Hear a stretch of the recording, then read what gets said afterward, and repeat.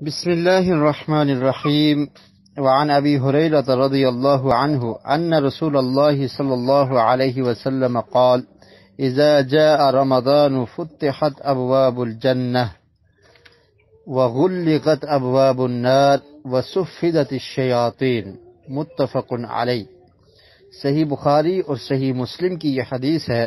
حضرت ابو ہریرہ رضی اللہ تعالی عنہ روایت کرتے ہیں کہ بے شک رسول مکرم صلی اللہ علیہ وسلم نے فرمایا، جب رمضان کا مہینہ آتا ہے تو جنت کے دروازے کھول دیے جاتے ہیں اور جہنم کے دروازے بند کر دیے جاتے ہیں اور شیطانوں کو جکڑ دیا جاتا ہے.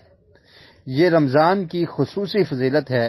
اس کے نتیجہ ہے کہ رمضان میں اہل ایمان کا رجوع اللہ کی طرف زیادہ ہو جاتا ہے اور اس میں تلاوت قرآن، ذکر اور عبادت اور توبہ اور استغفار کا زیادہ سے زیادہ اہتمام کرتے ہیں.